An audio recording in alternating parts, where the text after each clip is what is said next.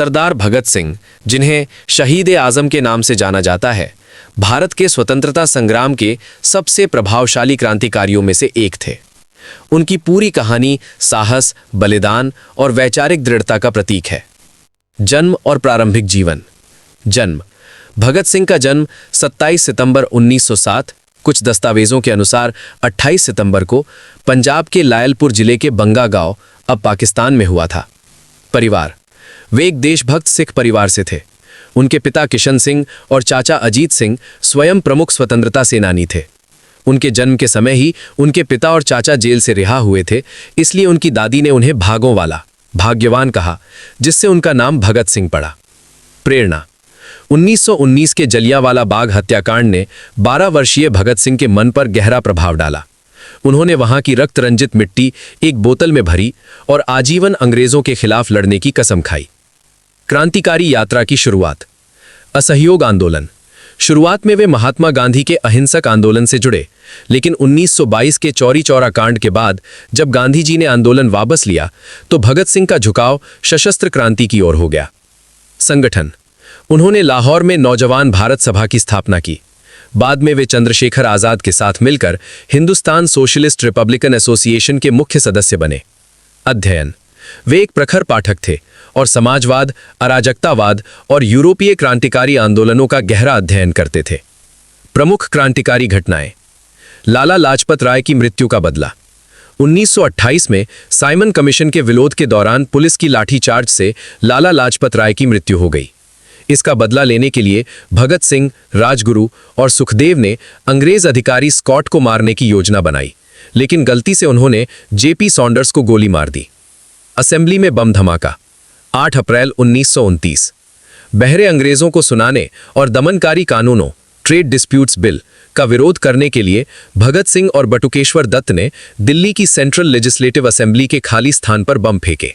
उनका उद्देश्य किसी की जान लेना नहीं था, बल्कि अपनी आवाज पहुंचाना था। बम फेंकने के बाद वे भागे नहीं और इनकलाब जिंदाबाद के नारे लगाते हुए गिरफ्तारी दे दी। जेल के दिन और शहादत। भूख हड़ताल। जेल में राजनीतिक कैदियों को बेहतर सुविधाएं दिलाने के लिए भगत सिंह ने ऐतिहासिक भूख हड़ताल की। अंतिम समय। जेल के दौरान उन्होंने अपनी प्रसिद्ध पुस्तक मैं नास्तिक क्यों हूं, why I am an atheist लिखी। फांसी। सॉन्डर्स की हत्या के मामले में लाहौर शरियत केस में उन्हें मौत की सजा सुनाई गई। 23 मार्च 1931 को शाम 7:33 पर निर्धारित समय से 11 घंटे पहले ही भगत सिंह, राजगुरु और सुखदेव को फांसी दे दी गई। फांसी के समय उनकी आयु मात्र 23 वर्ष थी। भगत सिंह का मानना था कि व्यक्तियों को कुचला जा सकता है, लेकिन उनके विचारों को नहीं। उनके इस बलिदान ने पूरे भारत में आजादी की आग को और तेज कर दिया। भगत सिंह सिर्फ एक बंदूक उठाने वाले क्रांतिकारी नहीं थे, बल्कि वे एक गहन विचारक, थिंकर और लेखक भी थे। जेल में बिताए गए 2 साल उनके जीवन के सबसे बौद्धिक साल थे, जहां उन्होंने सैकड़ों किताबें पढ़ीं और अपने विचारों को डायरी में दर्ज किया। उनके विचारों के मुख्य स्तंभ ये थे। 1. मैं नास्तिक क्यों हूं, why I am an atheist. Jail में रहने के दौरान उन्होंने ये प्रसिद्ध निबंध लिखा। उन्होंने तर्क दिया कि वे किसी अंधविश्वास या परंपरा की वजह से नहीं, बल्कि तर्क और विज्ञान के आधार पर ईश्वर में विश्वास नहीं करते। उनका मानना था कि इंसान को खुद अपनी नियति बनानी चाहिए और धर्म को राजनीति व समाज से अलग रखना चाहिए। 2. असली आजादी का मतलब। भगत सिंह का मानना था कि आजादी का मतलब सिर्फ गोरे अंग्रेजों का देश से जाना नहीं है।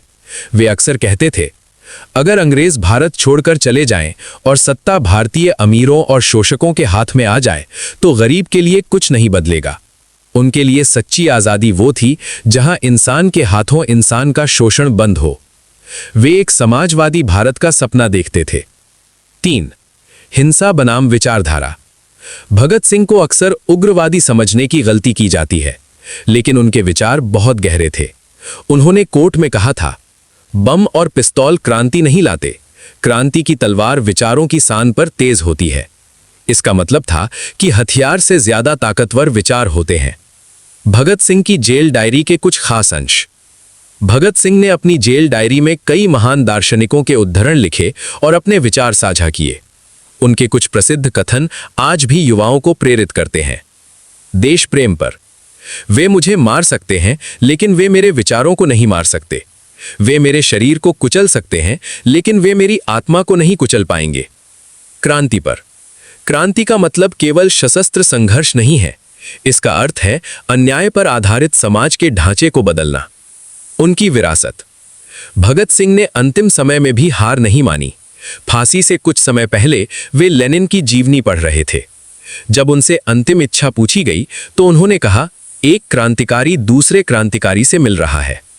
भगत सिंह आज भी भारतीयों के लिए न्याय और बराबरी का प्रतीक है।